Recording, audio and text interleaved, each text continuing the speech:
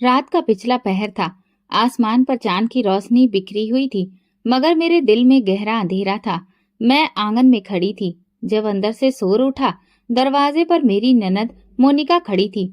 उसका चेहरा गुस्से से लाल था, आंखें शोले बरसा रही थी। वो दहाड़ी, ये बच्चा किसका है? मेरा दिल जैसे किसी ने मुट्ठी में ले लिया हो। मैंने हैरानी से उसकी तरफ देखा। क्या मतलब है तुम्हारा? मेरी आवाज लड़खड़ा गई। फिर बाकी के घरवाले भी वहां पर जमा हो गए। मेरी सास ने मुझे घूर कर देखा।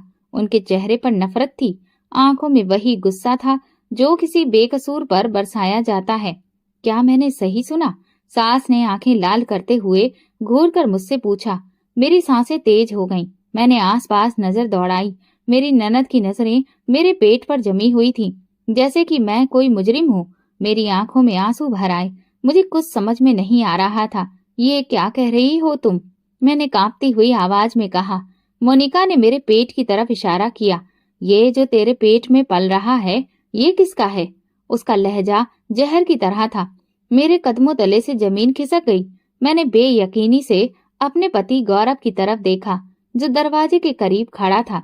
शायद वो सबको समझाए कि ये उसी का बच्चा है और मैं चरित्रवान हूँ, मैं बेगुनाह हूँ। मगर वो बिल्कुल खामोश था। मोनिका एक बार फिर से चीखी। ये बच्चा किसका है? ये गौरव का है, मैंने पूरी ताकत से कहा, मगर मेरी आवाज में बेबसी थी। मोनिका ने ठहाका लगाया। ये गौरव का है? अरे क्यों झूठ बोल रही है? गौरव को छोड़कर और किसके साथ रिश्ते थे तेरे? बस करो, मैंने चीख कर कहा। अपनी जुबान संभाल कर बात करो। मैं कोई बदचलन औरत नहीं हूँ। अच्छा, तो फिर तू पेट से कैसे हुई? मोनिका ने मेरे पति की तरफ देखा और बोली। ये तो कब का कह चुका है कि इसने तुझे हाथ भी नहीं लगाया। ये सुनकर मेरी आंखें हैरत से फैल गईं। मैंने गौरव की तरफ देखा, जो मुझसे नजरें चुरा रहा था। ये झूठ है, मैंने आंखों में आंसू लिए कहा। गौरव, तुम कुछ कहो। तुम्हें पता है ना कि मैं कैसी हूँ? मैं सिर्फ तुम्हारी हूँ। गौरव ने गहरी सांस ली, जैसे खुद को मजबूत कर रहा हो, और फिर बोला। मैं कुछ भी नहीं जानता। मेरी दुनिया अंधेरे में खो गई। मैंने बेयकीनी से उसे देखा। क्या? मेरी आवाज लड़खड़ा गई। मैंने गौरव से पूछा तो उसका लहजा बहुत सख्त था। मैं ये नहीं कह रहा, लेकिन हालात तो यही बता रहे हैं। ये सुनकर मैंने अपना सिर थाम लिया। हे भगवान, ये कैसा इल्जाम है? मैंने तो कभी किसी गैर मर्द की तरफ नजर उठाकर भी नहीं देखा। सास ने आगे बढ़कर मेरा बाजू खींचा। बस करो, अब ये ड्रामा बंद करो। ये सब करने की जरूरत नहीं है। मैं ऐसी गंदी औरत को अपने घर में बिल्कुल बर्दाश्त नहीं कर सकती। मैंने कुछ गलत नहीं किया, मैंने रोकर कहा। झूठ मत बोलो। सास ने मेरे बाल पकड़कर मुझे फर्श पर पटक दिया। मेरा माथा जमीन से टकराया और खून की एक पतली लकीर वहां से बह निकली। माँ जी, ऐसा मत करिए। कम से कम ऐसे हालात में तो नहीं। मैं पेट से हूँ। मोनिका ने बड़ी ही बेदर्दी से कहा। अगर तू मर भी जाए ना, तो मुझे कोई परवाह नहीं है। सास ने नफरत से कहा। बस, अब ये इस घर में नहीं रहेगी। गौरव, मैंने कराह कर अपने पति की तरफ देखा। मुझे बचाओ, मगर वो दरवाजे की तरफ बढ़ चुका था। गौरव, मैंने फिर से चीख कर कहा। मैं तुम्हारे कदमों में गिर जाती हूँ, मगर तुम मेरा यकीन करो। लेकिन उसने एक पल के लिए भी मेरी तरफ मुड़कर नहीं देखा। मैं तुम्हें तलाक दूंगा, उसके शब्द गूंजे और मेरा दिल जैसे किसी ने मसल कर रख दिया हो। मेरी दुनिया लुट गई थी। मेरे शरीर की ताकत खत्म हो चुकी थी। मैं बेजान सी जमीन पर गिरी थी। सास ने मेरा दुपट्टा खींचकर मुझसे अलग कर दिया और मुझे घर से बाहर धकेल दिया। अब इस घर में तेरे लिए कोई जगह नहीं, और दरवाजा धड़ाम से बंद कर दिया। मैं जमीन पर गिरी थी। रात की काली स्याही मुझे अपने अंदर समेट रही थी। मैं बेगुनाह हूँ, मैंने सिसकी भरकर बोला, मगर मेरी आवाज वहां कोई नहीं सुन रहा था। मुझे महसूस हो रहा था कि जैसे मेरा दम निकल रहा हो। फिर मुझे हर तरफ अंधेरा नजर आने लगा। मैं जमीन पर बेसुध सी गिरी थी और मेरे अंदर से तन्हाई और बद्दुआओं की आवाज आ रही थी। मैंने कमजोर उंगलियों से दरवाजे की दहलीज छुई, जहां कुछ लम्हों पहले मैं इज्जतदार पत्नी के रूप में बनकर खड़ी थी, मगर अब एक रुस्वा औरत बनाकर निकाल दी गई थी। बारिश होने लगी, बूंदें जमीन पर गिरने लगी। जैसे आसमान भी मेरी बेबसी पर आंसू बहा रहा हो। मेरे होंठ कांप रहे थे, शरीर बेजान हो रहा था, मगर सबसे ज्यादा मेरा दिल जख्मी था। गौरव, मैंने कराह कर उसका नाम लिया, मगर कोई जवाब नहीं आया। दरवाजे के पीछे वो इंसान था जिसे मैंने सबसे ज्यादा चाहा था, जिसके लिए अपने वजूद को कुर्बान कर दिया, और आज वही इंसान मेरे लिए अजनबी बन गया था। मैंने धीरे धीरे अपने हाथ से अपना पेट थाम लिया। मेरे अंदर मेरा बच्चा था, मेरा इकलौता सहारा, मेरी आखिरी उम्मीद, मेरी कोख में पलने वाला ये नन्हा सा वजूद मेरी बेगुनाही का सबसे बड़ा गवाह था। मगर कोई नहीं था जो ये गवाही सुनने को तैयार हो। मैं बेगुनाह हूँ। मेरी आंखों से आंसू बहने लगे, मगर जवाब में बस रात की ठंडी हवा चली। अब मैं कहाँ जाऊं? मेरे कदम अपने आप मायके की तरफ बढ़ने लगे। मेरा घर, जहाँ मेरा बचपन बीता था, जहाँ मेरे माँ बाप का आशीर्वाद था, भाइयों का प्यार था, हाँ, वो मेरा घर है। वो मुझे वापस ले लेंगे। मैं नंगे पांव भीगे कपड़ों में सड़क पर चलने लगी। हर कदम के साथ मेरा दिल तेजी से धड़क रहा था। क्या वे सच में मुझे अपना लेंगे? बाबा, आप मेरी बेगुनाही पर यकीन करेंगे? सर्दी बढ़ती जा रही थी। हवा बदन में नुकीले कांटों की तरह चुभ रही थी, मगर मैं चलती रही। मैंने उम्मीद का दामन नहीं छोड़ा। आखिरकार मैं दरवाजे पर पहुंच गई। लकड़ी के उस दरवाजे को देखकर मेरे दिल में एक उम्मीद जगी कि अंदर से माँ की आवाज आएगी। मेरे पिता मुझे गले से लगा लेंगे और भाई मेरे सिर पर हाथ रखकर कहेगा कि हम जानते हैं कि तुम बेकसूर हो। मेरी आंखें खुशी से भीग गईं। मैं कांपते हाथों से दरवाजा खटखटाने लगी। माँ, मैंने कमजोर आवाज में पुकारा। कोई जवाब नहीं आया। पिताजी, मैंने रोते हुए कहा, दरवाजा खोलिए। मुझे कदमों की आहट सुनाई दी।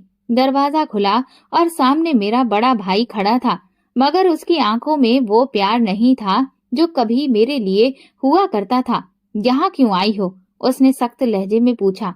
भाई, मैंने एकदम से उसका हाथ थामना चाहा, मगर उसने पीछे हटकर दरवाजे को मजबूती से पकड़ लिया। हमें शर्मिंदा करने आई हो? उसके शब्द जहर की तरह थे जो मेरे दिल में उतर गए। नहीं भाई, मैं तो बस अपने घर वापस आई हूँ।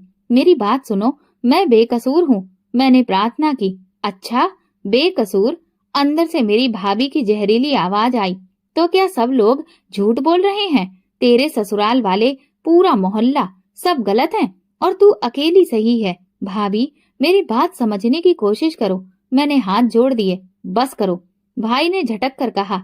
हम अपनी इज्जत अब और ज्यादा मिट्टी में नहीं मिलाना चाहते। मम्मी पापा भी तेरे इस चरित्र के सदमे से बीमार हैं, और अब वो तेरे मुंह से कोई सफाई नहीं सुन सकते। भाई, मेरी बात तो सुनो। मेरी आवाज तड़प उठी। चली जा यहाँ से। भाई ने एक झटके से दरवाजा बंद कर दिया। ये बात मेरी आखिरी उम्मीद को तोड़ने के लिए काफी थी। मैंने बेयकीनी से दरवाजे को देखा। माँ, मैंने दरवाजा पीटना शुरू कर दिया।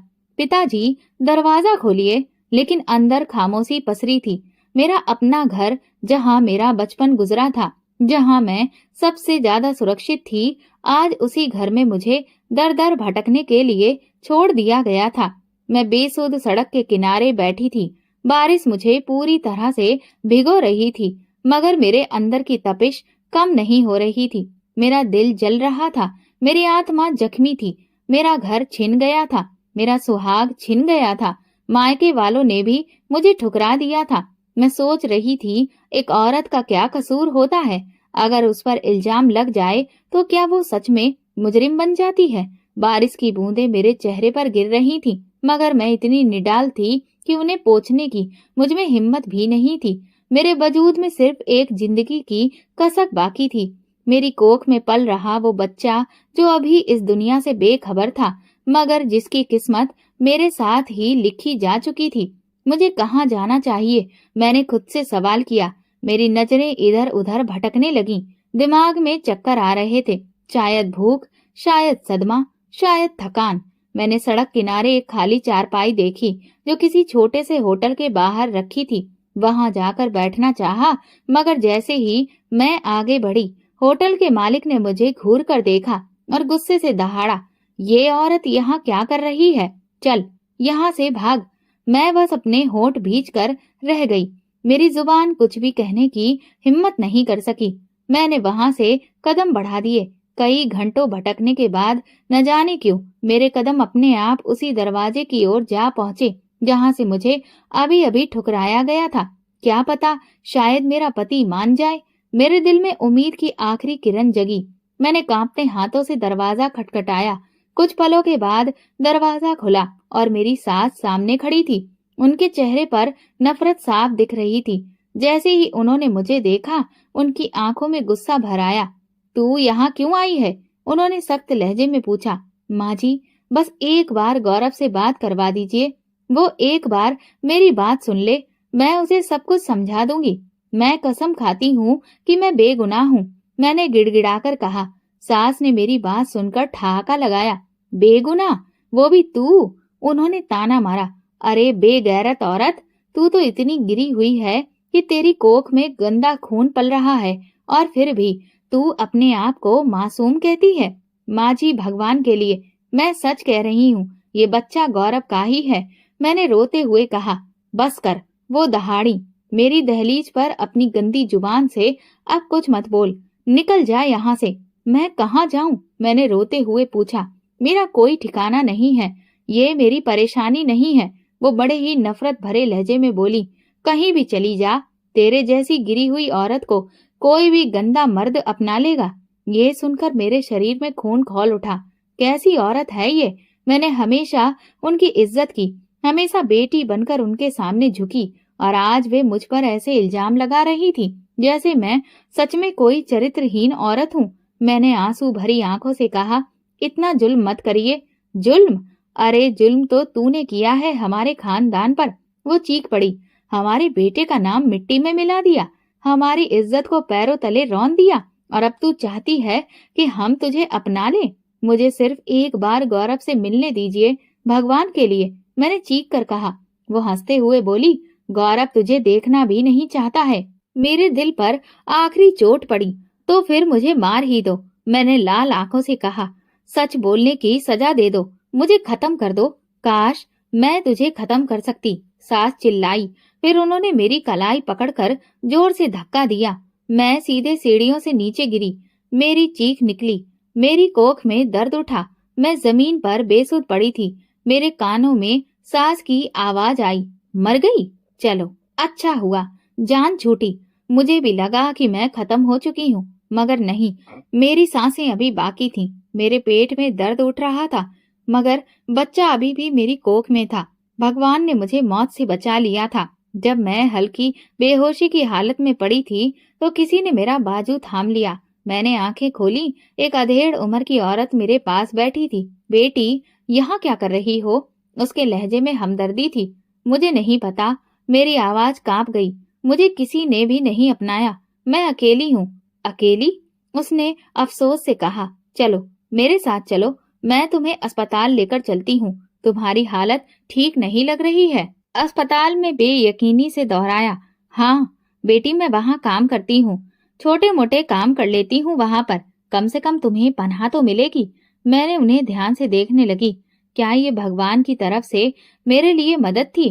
क्या मेरी प्रार्थना कबूल हो गई? मैंने कमजोर हाथों से उस औरत का हाथ थाम लिया। मुझे ले चलिए, मैंने धीरे से कहा। उस औरत ने मेरे सिर पर हाथ रखा। डरो नहीं बेटी, मैं तुम्हारे साथ हूँ। मुझे ऐसा लगा जैसे बरसों बाद किसी ने मुझसे हमदर्दी जताई हो। शायद भगवान ने मुझे सड़क पर बेसहारा नहीं छोड़ा था। मेरी किस्मत एक नए मोड़ पर जाने वाली थी। मुझे ऐसा लग रहा था जैसे मैं किसी और ही दुनिया में हूँ। आंखें खोलने की कोशिश की तो हर तरफ सफेदी थी। धीमी धीमी आवाजें आ रही थीं। मैंने पलकें उठाने की कोशिश की, मगर शरीर इतना बोझिल हो गया था कि हिलने की हिम्मत नहीं रही। बेटी, आंखें खोलो। वही मेहरबान आवाज आई जिसने मेरी बेहोशी के पल में मेरा हाथ थामा था। मैंने धीरे से आंखें खोली। रोशनी की वजह से मेरी आंखें चौंधिया गईं। कुछ पल लगे ये समझने में कि मैं कहाँ पर हूँ। मैं किसी अस्पताल के बेड पर लेटी हुई थी। कमरे में एक अधेड़ उम्र की नर्स खड़ी थी, वही औरत जिसने मुझे सड़क से उठाया था। अब कैसी तबीयत है बेटी? नर्स ने नरम लहजे में पूछा। मैंने बोलने की कोशिश की, मगर गले से आवाज नहीं निकली। वो फौरन एक गिलास लेकर आई और मेरे होठों से लगा दिया। ठंडे पानी की घूंट ने मेरे अंदर की जलन को थोड़ा कम किया। ये कौन सा अस्पताल है? मैंने कमजोर आवाज में पूछा। ये सरकारी अस्पताल है बेटी। तुम्हें कल रात बेहोशी की हालत में यहाँ लाया गया था। मुझे सब कुछ याद आने लगा। सास के हाथों धक्के खाना, सीढ़ियों से गिरना, अपनी बेबसी, अपने पति की बेवफाई, मायके की बेरुखी। मेरा दिल एक बार फिर से दुख से भर गया। मेरा बच्चा, मैंने घबराकर पेट पर हाथ रखते हुए कहा। फिक्र मत करो, तुम्हारा बच्चा सही सलामत है। भगवान ने तुम पर रहम किया कि तुम्हें ज्यादा चोट नहीं आई। नर्स ने तसल्ली दी। मैंने सुकून की सांस ली। कम से कम मेरा बच्चा सही सलामत था, क्योंकि अब तो वही मेरा इकलौता सहारा था। गौरव आया था, मेरी सास, मेरा पति, क्या वे आए थे? मैंने बेबसी से पूछा। नर्स ने गहरी सांस ली, जैसे वो मेरी तकलीफ को समझ रही हो। बेटी, जब तुम्हें यहाँ लाया गया था तो मैंने तुम्हारे पति के घर खबर भिजवा दी थी, मगर वहां से कोई नहीं आया। मेरे दिल पर एक और चोट लगी। क्या कोई भी नहीं आया? मेरी आवाज भर्रा गई। नहीं बेटी, नर्स ने अफसोस से कहा। वे कहते हैं कि उन्हें तुमसे कोई लेना देना नहीं है। मेरी आंखों में आंसू आ गए। तो क्या मेरा पति मुझे मरता हुआ भी नहीं देखना चाहता? क्या उसे जरा भी मेरी परवाह नहीं? मैंने रोते हुए कहा। ये दुनिया बहुत जालिम है बेटी, खास तौर पर औरत के लिए। मगर तुम हिम्मत मत हारो, भगवान सब देख रहा है। नर्स ने मेरा हाथ दबाया। दिल में एक अजीब सी जिद जाग उठी। क्या मेरा पति इतना बेदर्द हो सकता है? क्या वो वाकई इतनी आसानी से मुझे छोड़ सकता है? मुझे उससे बात करनी है। मैंने फैसला कर लिया। नर्स ने हल्की सी मुस्कान के साथ सिर हिलाया। ठीक है, मैं किसी को भेजती हूँ, तुम आराम करो। मुझे नहीं मालूम था कि मेरा पति मुझसे मिलने आएगा या नहीं, मगर मेरे अंदर कहीं न कहीं उम्मीद की छोटी सी किरण थी कि शायद वो मेरी तकलीफ देखकर बदल जाए, शायद वो मुझ पर यकीन कर ले, शायद वो मेरा हाथ थाम ले। कुछ घंटे बाद धीरे से दरवाजा खुला। मैंने दिल की धड़कन काबू में करते हुए दरवाजे की तरफ देखा। गौरव अंदर आया। उसकी आंखों में ना कोई नरमी थी, ना कोई हमदर्दी, बल्कि एक अजीब सा ठंडा नफरत भरा अंदाज था। मैं तड़प कर उठना चाहती थी, मगर मेरा शरीर मेरा साथ नहीं दे पाया। गौरव, मैंने रोती हुई आवाज में कहा। वो मेरे बिस्तर के करीब आकर रुका। उसकी आंखों में अजनबीपन था। कैसी हो? उसने बहुत ही रूखे हुए ठंडे आवाज में पूछा। मेरी आंखों में आंसू भर आए। ये सवाल करने के लिए आए हो या मेरे मरने की खबर लेने? मैंने दर्द भरी आवाज में कहा। ऐसी बातें मत करो। उसने माथे पर आए बलों को पीछे किया। तो फिर मैं क्या करूं? मैं चिल्लाने वाली थी, मगर मेरी कमजोरी ने मुझे रोक लिया। गौरव, मैं बेगुनाह हूँ। मैंने उसका हाथ थामना चाहा, मगर उसने पीछे हटकर मेरे शब्दों को नजरअंदाज कर दिया। ये बात तो तुम पहले भी कह चुकी हो, और मैं तुम्हें पहले ही बता चुका हूँ कि मैं कुछ भी नहीं जानना चाहता। तुम कुछ नहीं जानना चाहते? मैंने बेयकीनी से उसे देखा। तुम वही इंसान हो जिसके लिए मैंने अपनी पूरी दुनिया छोड़ दी, और आज तुम्हें मेरे जीने मरने की भी परवाह नहीं है। ये सारे ड्रामे बंद करो पायल। वो अचानक गुस्से में आ गया। अगर मुझे तुम्हारी बेचारगी पर यकीन दिलाने के लिए तुमने बुलाया है तो माफ करना, मैं कोई अंधा नहीं हूँ। गौरव, क्यों मुझ पर भरोसा नहीं करते? मैंने बेबसी से कहा। क्योंकि तुम पर इल्जाम लगा है, वो ठंडी आवाज में बोला। और एक इज्जतदार मर्द के लिए ये सब कुछ बर्दाश्त करना आसान नहीं होता है, और तुम्हारी इज्जत मेरी जान से ज्यादा कीमती है। मैं रोते हुए बोली। उसका एक एक शब्द मेरे दिल पर तीर की तरह लगा। मुझे नहीं मालूम कि तुम कहाँ जाओगी और किस हाल में रहोगी, मगर मैं तुम्हें अपनी जिंदगी में अब दोबारा शामिल नहीं कर सकता। ये मेरा आखिरी फैसला है। ये कहकर वो पलटा और दरवाजे की तरफ बढ़ गया। गौरव, मत जाओ, मैंने चीख कर कहा, मगर उसने मुड़कर भी नहीं देखा। दरवाजा जोर से बंद हुआ। मैंने खुद को बिल्कुल अकेला महसूस किया। मेरे लिए अब हर दरवाजा बंद हो चुका था। मैंने हर रिश्ता आजमा लिया था, हर उम्मीद के दरवाजे पर दस्तक दी थी, मगर हर जगह मुझे ठोकर ही मिली। मैंने कंबल के अंदर अपना चेहरा छुपा लिया और फूट फूट कर रोने लगी। अब मेरे सामने एक ही रास्ता था जिस पर मुझे अकेले ही चलना था। मगर नहीं, मैं नहीं हारूंगी। मैं अपनी इज्जत वापस लूंगी, मैं अपनी बेगुनाही का सबूत दूंगी और सबसे बढ़कर मैं भगवान के इंसाफ का इंतजार करूंगी। मैं गली के नुक्कड़ पर खड़ी थी, आंखों में उम्मीद, दिल में एक आखिरी आस। यही वो रास्ता था जहां कभी मैं नंगे पांव भागती थी, वही दरवाजा जहां मैं अपनी माँ की गोद में सिर रखकर रोती थी, वही चौखट जहां मेरे पिता हर रात देर से आकर बैठते थे। ये मेरा घर है, मैंने खुद को यकीन दिलाया, यहाँ मेरे अपने हैं, मुझे कोई नहीं ठुकराएगा। मगर जब मेरी नजर दरवाजे पर पड़ी तो मेरा दिल जैसे धड़कना भूल गया। दरवाजे पर ताला पड़ा था। मैंने बेयकीनी से दरवाजे को दोनों हाथों से पकड़ा और जोर से हिलाया, जैसे कि वो खुल जाएगा, जैसे अंदर से मेरी माँ दौड़ती हुई आएगी और मुझे सीने से लगा लेगी और मेरे आंसू पोंछेगी। मगर वहां खामोशी थी, सन्नाटा था, मेरा घर वीरान था, मेरे भाई भी मुझे छोड़ गए थे। ये क्या? मेरे होंठ कांप गए। मेरे घर के बगल वाले घर का दरवाजा खुला और एक अधेड़ उम्र की औरत बाहर निकली। मुझे देखकर वो ठिठक गई। अरे पायल, तुम यहाँ? हाँ मौसी। मैं उसकी तरफ लपकी। ये ताला क्यों है? मम्मी पापा कहाँ हैं? उस औरत ने हमदर्दी से मेरी तरफ देखा, फिर इधर उधर नजरें दौड़ाई कि कहीं और कोई तो नहीं सुन रहा है। बेटी, तुम्हारे जाने के बाद तुम्हारे माँ बाप बहुत ज्यादा सदमे में आ गए थे। लोगों ने इतनी सारी बातें की कि तुम्हारे भाइयों को ताने भी दिए। वो बर्दाश्त नहीं कर सके। वो लोग अपना सब कुछ बेचकर यहाँ से कहीं और चले गए। क्या? कहाँ गए? मैंने बेचैनी से पूछा। ये तो किसी को भी नहीं पता। वे तुम्हारा नाम भी नहीं लेना चाहते थे। कहते थे कि वे किसी पायल को नहीं जानते। मेरे कदम डगमगाने लगे। मेरा अपना घर भी मुझसे छिन गया था। मोहल्ले वालों की नफरत इतनी बढ़ गई थी। मैं दहलीज पर बैठ गई, अपनी बिखरी हुई दुनिया के मलबे में आंखों से आंसू बहाती रही। मगर कोई नहीं था जो उन्हें साफ करता, कोई नहीं था जो मेरे दुख में शामिल होता। तभी मोहल्ले के कुछ लोग मेरे आसपास जमा होने लगे। ये तो वही है ना? इसके बारे में सब जगह बातें हो रही थी। हाँ, सुना है इसका पति भी इसे छोड़ चुका है और इसके ससुराल वालों ने इसे घर से निकाल दिया है। मतलब कुछ ना कुछ गड़बड़ तो होगी ही ना। मेरे शरीर में झुंझुनी दौड़ गई। मैंने नजरें झुका ली।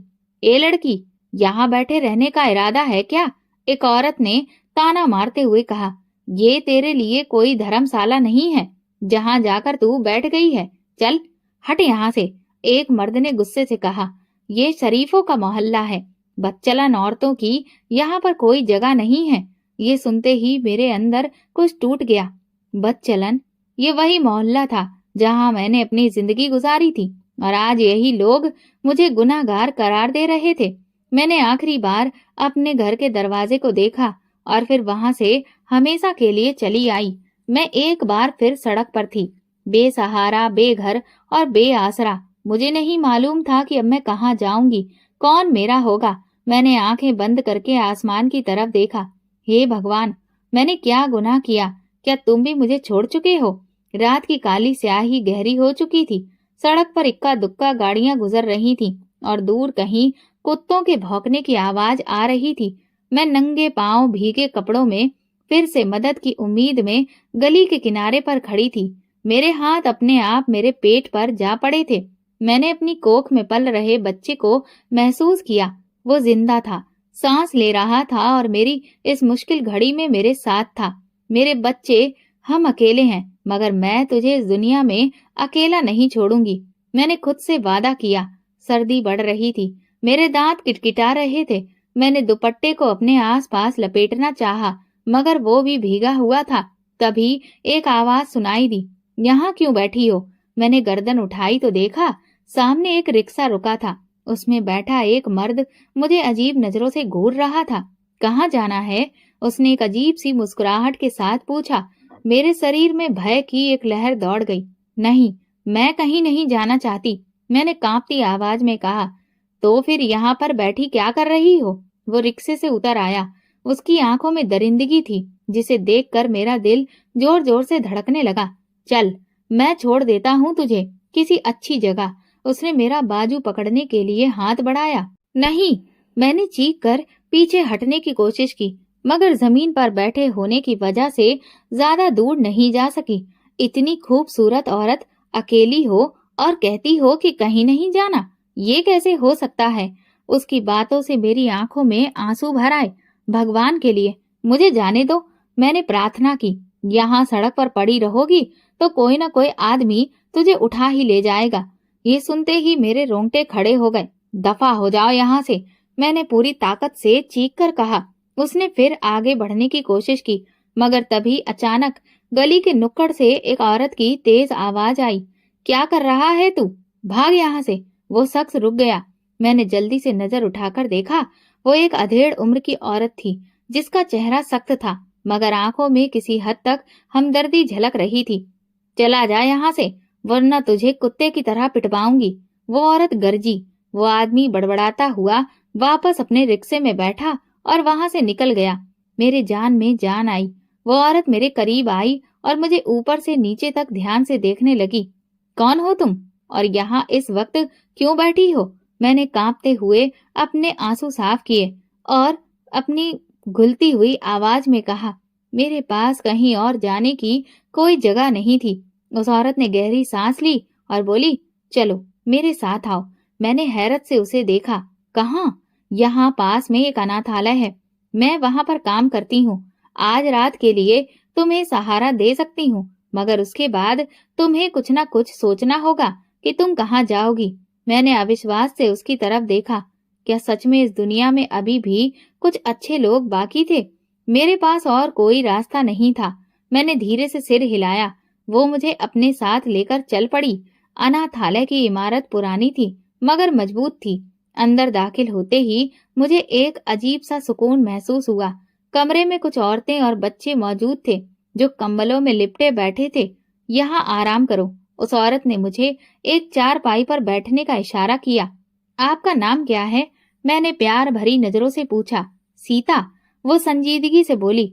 मैं यहाँ छोटे मोटे काम करती हूँ। सीता आंटी, मैं आपकी एहसानमंद हूँ। मेरी आंखें भर आईं। ये एहसान नहीं, इंसानियत है, वो धीरे से बोली।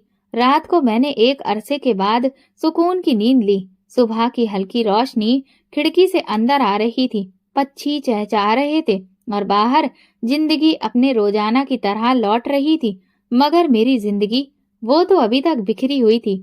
मैंने धीरे धीरे आंखें खोली तो सीता आंटी को अपने करीब बैठा पाया। कैसी तबीयत है अब? उनकी आवाज में हमदर्दी थी। पहले से बेहतर हूँ, मैंने कमजोर आवाज में जवाब दिया। सीता आंटी ने गहरी सांस ली, जैसे फिर कुछ सोच रही हो। उन्होंने मेरा हाथ थाम लिया। पायल, मैं जानती हूँ कि तुम बहुत मुश्किल वक्त से गुजर रही हो, मगर ये दुनिया रहम नहीं खाती। तुम्हें हिम्मत से काम लेना होगा, अपने पैरों पर खड़ा होना होगा। मैं बेबसी से बोली, मगर मैं क्या कर सकती हूँ? मेरे पास ना तो पैसे हैं, ना रहने की जगह, ना कोई सहारा। इसीलिए मैं तुम्हें एक मौका देना चाहती हूँ। सीता आंटी ने संजीदा लहजे में कहा। यहाँ पास में एक सरकारी अस्पताल है, मैं वहाँ सफाई का काम करती हूँ। अगर तुम चाहो तो मैं तुम्हें भी वहाँ पर काम दिलवा सकती हूँ। मैंने हैरानी से उनकी तरफ देखा। अस्पताल में? मगर मैं हिचकिचाई। क्या वे लोग मुझे काम देंगे? अगर मेहनत करोगी तो जरूर देंगे। उन्होंने मुझे हिम्मत दी। ये कोई बहुत बड़ी नौकरी नहीं है, बस एक छोटा सा काम है, मगर कम से कम तुम सड़क पर भटकने से तो बच जाओगी। मैंने शक में भर आई अपनी आंखों से अपने हाथों को देखा। कल तक ये हाथ सोने के कंगनों से सजे थे, एक आरामदायक जिंदगी गुजार रहे थे, मगर आज हालात पूरी तरह से बदल गए थे। लेकिन मैं कर भी क्या सकती थी? जिंदगी ने मेरे लिए कोई और रास्ता छोड़ा ही नहीं था। मैंने धीरे से सिर हिलाया। मैं ये काम करने के लिए तैयार हूँ। शाम को सीता आंटी मुझे अस्पताल लेकर गई। ये एक सरकारी अस्पताल था, जो काफी भीड़ भाड़ से भरा हुआ था। बीमार लोगों की फरियादें, व्यस्त डॉक्टर, भागते दौड़ते मरीज, हर तरफ यही नजारा था। मैंने घबराकर चारों तरफ देखा। सीता आंटी मुझे एक बुजुर्ग नर्स के पास ले गईं, जिन्हें सब निर्मला ताई कहकर बुलाते थे। निर्मला ताई, ये लड़की बहुत मजबूर है, इसे काम की सख्त जरूरत है। क्या आप इससे अस्पताल में इसके लिए कोई काम दिलवा सकती हैं? निर्मला ताई ने मुझे ऊपर से नीचे तक देखा। उनकी नजरें तेज थीं, जैसे मेरे अंदर तक झांक रही हों। क्या नाम है तुम्हारा? उन्होंने मुझसे पूछा। पूनम, मैंने धीरे से कहा। कोई अनुभव है अस्पताल में काम करने का? नहीं, मगर मैं सीख सकती हूँ। निर्मला ताई ने कुछ देर सोचा, फिर बोली, ठीक है, शुरू में तुम्हें सफाई के काम में लगाएंगे। अगर तुमने ईमानदारी और मेहनत दिखाई तो शायद बाद में तुम्हें नर्सिंग भी सिखा सके। मुझे मंजूर है, मैंने तुरंत कहा, और इस तरह से अस्पताल में मेरा पहला दिन शुरू हुआ। ये काम आसान नहीं था। मैंने झाड़ू लगाई, फर्श साफ किया, मरीजों के कमरों को चमका दिया। शुरुआत में लोगों की नजरें मुझे अजीब लगती थी। ये वही पायल है जिसे कभी लोग इज्जतदार खानदान की बहू कहते थे। मगर फिर मैंने किसी की परवाह नहीं की। जब रात हुई तो मेरी कमर दुखने लगी, हाथों में थकान उतर आई थी, मगर मैंने एक पल के लिए भी शिकायत नहीं की। ये काम मुश्किल था, मगर मैं पीछे नहीं हटूंगी। रात को जब मैं अनाथालय के छोटे से कमरे में वापस आई तो बिस्तर पर लेटते ही मेरी आंखों में आंसू आ गए। मैंने आसमान की तरफ देखा। हे भगवान, मैंने कभी किसी का कुछ नहीं बिगाड़ा था, फिर मेरे साथ ऐसा क्यों हुआ? तू इंसाफ करने वाला है। तू एक दिन मेरी बेगुनाही को साबित करेगा। जो लोग मुझे बदनाम कर गए हैं वो सब एक दिन मेरी सच्चाई को देखेंगे। वक्त का पहिया चल पड़ा और इस तरह से मेरे दिन बदलने लगे। मैंने दिन रात मेहनत शुरू की। अस्पताल में लोग मुझे नौकरानी समझते थे, मगर धीरे धीरे मेरी ईमानदारी और मेहनत ने सबके दिलों में जगह बना ली। निर्मला ताई मुझ पर भरोसा करने लगी। एक दिन उन्होंने कहा, पायल, तुम बहुत समझदार हो। अगर तुम चाहो तो नर्सिंग सीख सकती हो। ये मेरे लिए बहुत बड़ी खुशखबरी थी। अगर मैं नर्स बन गई तो अपनी पहचान खुद बना सकूंगी। मुझे किसी के सहारे की जरूरत नहीं रहेगी। जिंदगी अब पटरी पर आ रही थी, मगर किस्मत को शायद अभी मेरा एक और इम्तिहान लेना था। एक दिन मैं इमरजेंसी वार्ड में सफाई कर रही थी जब अचानक बाहर शोर उठा, मरीज को जल्दी अंदर लाओ। लोग दौड़ते हुए अंदर दाखिल हो रहे थे। मरीज की चीखें और पुकारें सुनाई दे रही थी। मैंने भी घबराकर दरवाजे की तरफ देखा और जो मंजर मेरी आंखों के सामने आया उसने मेरे पैरों तले से जमीन खींच ली। सामने खून से लथपथ पड़ी हुई एक औरत और कोई नहीं, मेरी अपनी ननद मोनिका थी। वही मोनिका जिसने मुझे बदनाम किया था। आज वो खुद किसी मुसीबत में पड़ी हुई थी। मेरी सांसें रुकने लगीं। क्या ये कुदरत का इंसाफ था? इमरजेंसी वार्ड में कोहराम मचा हुआ था। मरीज की चीख पुकार, डॉक्टरों की भाग दौड़, नर्सों की परेशानी, हर तरफ हलचल थी। मगर मेरे कानों में सिर्फ एक ही आवाज गूंज रही थी जो मेरे दिल की धड़कन को तेज किए जा रही थी। मोनिका, मेरी अपनी ननद, वही जिसने मेरी इज्जत को मिट्टी में मिला दिया था, आज खून में लथपथ स्ट्रेचर पर पड़ी तड़प रही थी। जल्दी करो, मरीज का बहुत ज्यादा खून बह रहा है, एक डॉक्टर जोर से चिल्लाया। मैं अपने कदमों में जमी खड़ी थी। मेरे हाथ पसीने से भीग चुके थे। दिल में एक अजीब सी कसक थी। मैं उसे इस हालत में देखकर खुश नहीं हो रही थी, मगर मेरे अंदर एक हलचल जरूर थी। क्या ये भगवान का इंसाफ था? क्या वो अपने कर्मों का शिकार हो चुकी थी? नर्स और डॉक्टर उसे अंदर ले जा रहे थे। मैं अपनी जगह जमी खड़ी थी, जैसे किसी ने मेरे पैरों में बेड़ियां डाल दी हों। हाँ, मुझे बचा लो प्लीज। मोनिका की कराहती हुई आवाज सुनकर मेरा वजूद कांप गया। मेरी नजरों के सामने वो वक्त घूम गया जब मैं भी यूं ही गिड़गिड़ा रही थी, जब मैंने अपनी सास के कदमों पर गिरकर उनसे भीख मांगी थी, जब मैंने गौरव के सामने हाथ जोड़े थे, मगर किसी ने भी मुझ पर दया नहीं खाई थी। क्या आज मोनिका के साथ भी वही होने वाला था? क्या हुआ है ऐसा उसके साथ? मैंने सीता आंटी की तरफ देखकर पूछा। उन्होंने भी ये मंजर देख लिया था। उन्होंने गहरी सांस ली। ये दुनिया है पायल, कहते हैं कि इस पर भी वही इल्जाम लगा है जो इसने कभी तुझ पर लगाया था। ये सुनकर मेरे शरीर में सनसनी दौड़ गई। क्या सच में? मैंने अविश्वास से पूछा। हाँ, ये भी पेट से है, और वो शख्स जिसके साथ इसका नाम जोड़ा जा रहा था इसे छोड़कर भाग गया है। सीता आंटी ने ठंडे लहजे में कहा। मेरे दिल पर जैसे बिजली गिरी। वही इल्जाम, वही बेबसी, वही बदनामी। आज मोनिका भी वही सब कुछ सह रही थी जो मैंने सहा था। तभी मुझे एक आवाज सुनाई दी, मोनिका। मैंने गर्दन मोड़ी और देखा मेरी सास और मेरा पति गौरव इमरजेंसी वार्ड में दाखिल हो रहे थे। मैंने उन दोनों को देखा और मेरी आंखों में अजीब सी कैफियत आ गई। सास जो कभी मेरी बेइज्जती करने में सबसे आगे थी, जो कभी मेरा दुपट्टा खींचकर मुझे घर से निकाल चुकी थी, आज वही औरत अपनी बेटी की जान बचाने के लिए भीख मांग रही थी। गौरव, जो मेरे सच पर यकीन करने को तैयार नहीं था, आज उसकी आंखों में वही डर था जो किसी अपने को खोने के समय पर होता है। डॉक्टर, मेरी बेटी को बचा लीजिए, सास ने गिड़गिड़ाते हुए कहा। हम पूरी कोशिश कर रहे हैं, मगर मरीज की हालत बहुत नाजुक है, बहुत ज्यादा खून बह चुका है, डॉक्टर ने संजीदगी से कहा। हे भगवान, सास ने अपना सिर पकड़ लिया। मेरी बच्ची के साथ ये क्या हो रहा है?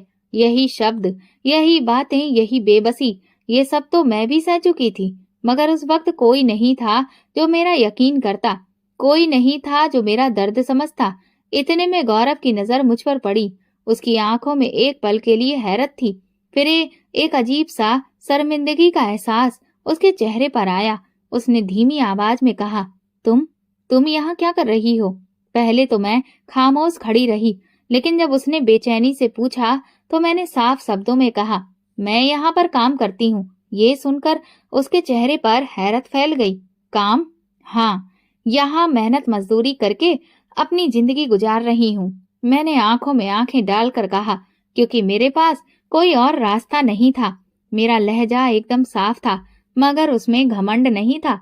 गौरव की नजरें झुक गईं। शायद उसे मेरी कही हुई एक एक बात याद आ रही थी। शायद वो सोच रहा था कि जिस औरत को चरित्रहीन समझकर उसने दुत्कार दिया था, वो आज इज्जत की रोटी कमाने के लिए मेहनत कर रही थी और उसकी अपनी बहन इस हालत में थी। सास की नजर भी मुझ पर पड़ी। उनका चेहरा पीला पड़ गया। ये यहाँ क्या कर रही है? उन्होंने गुस्से से पूछा। ये यहाँ काम कर रही है माँ, गौरव ने धीरे से कहा। क्या? सास ने हैरत से कहा। ये काम कर रही है? दुनिया जिसे बदकिरदार कहती थी, वो अब शरीफों के बीच में काम करेगी? मुझे उनके शब्दों पर हैरानी नहीं हुई, मगर दुख जरूर हुआ। हाँ माँ जी, मैं काम कर रही हूँ, मैंने संजीदगी से कहा, और आज मैं ही वो हूँ जो तुम्हारी बेटी की जान बचाने में मदद कर सकती है। ये सुनकर सास के चेहरे का रंग बदल गया। नहीं मोनिका, नहीं, तुम मोनिका को हाथ नहीं लगाओगी, वो गुस्से में बोली। मैंने ठंडी सांस ली। देखिए मैडम, यहाँ मैं नर्स हूँ, तुम्हारी बहू नहीं, मैंने ठहरे हुए लहजे में कहा, और मेरा काम किसी को सहारा देना है, चाहे वो वही लोग हों जिन्होंने मुझे दुत्कार दिया था। सास खामोश हो गई। मोनिका जिंदगी और मौत की कसम कसमे थी। डॉक्टर अपनी पूरी कोशिश कर रहे थे, मगर इसे खून की सख्त जरूरत है। अगर तुरंत खून नहीं मिला तो हम इसे नहीं बचा पाएंगे। एक डॉक्टर ने कहा, ए पॉजिटिव, इसके खून का ब्लड ग्रुप है। डॉक्टर ने कहा, हे भगवान। सास ने बेबसी से कहा, ये ग्रुप तो बहुत कम लोगों का होता है, अब हम क्या करेंगे? मैंने तुरंत कहा, मेरा खून ले लो। सब हैरत से मुझे देखने लगे। तुम अपना खून दोगी? गौरव ने चौंक कर पूछा। हाँ, मैंने मजबूत लहजे में कहा, क्योंकि मैं मोनिका से बदला लेने नहीं आई, मैं भगवान का इंसाफ देखने आई हूँ। सास मुझे देखती रह गई। शायद वो सोच रही थी कि जिस औरत को उन्होंने दुत्कार दिया था, वही आज उनकी सबसे बड़ी मदद कर रही थी। मैंने अपना खून दिया और मोनिका को ट्रांसफ्यूजन लगा दिया गया। कुछ घंटे के बाद डॉक्टर बाहर आया। अब वो खतरे से बाहर है। सास ने हाथ जोड़कर ऊपर वाले का धन्यवाद किया। गौरव ने भी चैन की सांस ली, मगर मैंने कुछ नहीं कहा, बस एक नजर आसमान की तरफ उठाई और मुस्कुराकर कहा, भगवान, मैंने सब कुछ तेरे हवाले कर दिया था और तूने मेरा इंसाफ कर दिया। मोनिका की जान बच गई थी। डॉक्टर ने कहा था कि अगर वक्त पर खून नहीं मिलता तो शायद वो जिंदा नहीं रह पाती, मगर वो खून देने वाला कौन था? वही औरत जिसे मोनिका ने बदनाम किया था, वही जिसे दुत्कार दिया गया था, वही जिसकी बदनामी करके उसे बेसहारा छोड़ दिया गया था। मैं अस्पताल के कॉरिडोर में खामोशी से एक कुर्सी पर बैठी थी। आंखों में आंसू थे, चेहरे पर बेबसी। गौरव एक दीवार के साथ खड़ा था। उसकी आंखें झुकी हुई थी। शायद वो सच्चाई को स्वीकार नहीं कर पा रहा था कि वो औरत जिसे उसने बदनाम समझकर छोड़ दिया था, आज हीरो बनकर खड़ी थी। मेरी नजरें मोनिका के कमरे की तरफ थीं। वो अभी बेहोश थी, मगर जिंदा थी। जिंदगी ने एक पल में सारा मंजर बदल दिया था। पायल, मैंने चौंक कर अपनी सास की तरफ देखा। वो मुझे अजीब नजरों से देख रही थी, जैसे उन्हें यकीन नहीं आ रहा था कि मैंने सच में उनकी बेटी की जान बचाई है। तुमने सच में अपना खून दिया? जी, मैंने जवाब दिया। मगर क्यों? वो अभी भी हैरत में थी। तुम्हें तो बदला लेना चाहिए था। तुम्हें तो कहना चाहिए था कि जिस तरह हमने तुम्हें छोड़ा था, अब तुम हमें छोड़ दोगी। मैंने गहरी सांस ली। मैं यहाँ बदला लेने नहीं आई थी माँ जी। मेरा लहजा नरम मगर मजबूत था। मैं तो भगवान के इंसाफ का इंतजार कर रही थी और वो मुझे मिल चुका है। सास ने हैरानी से मेरी तरफ देखा। क्या मतलब? मतलब ये है कि मैं जान चुकी हूँ कि दुनिया में हर चीज का हिसाब होता है। अगर मोनिका भी इस तकलीफ से गुजरी है तो ये भगवान का इंसाफ था, मगर मैंने उसके साथ वही सलूक नहीं किया जो आपने मेरे साथ किया था, क्योंकि मेरा हिसाब भगवान के हाथ में है, आपके हाथ में नहीं। सास के हाथ कांप गए। हमने तुम्हारे साथ बहुत बुरा किया पायल। उनकी आवाज टूटने लगी। हमने तुम पर इल्जाम लगाया, तुम्हें बेसहारा छोड़ दिया, तुम्हारा घर उजाड़ दिया। मैंने शांत लहजे में कहा, लेकिन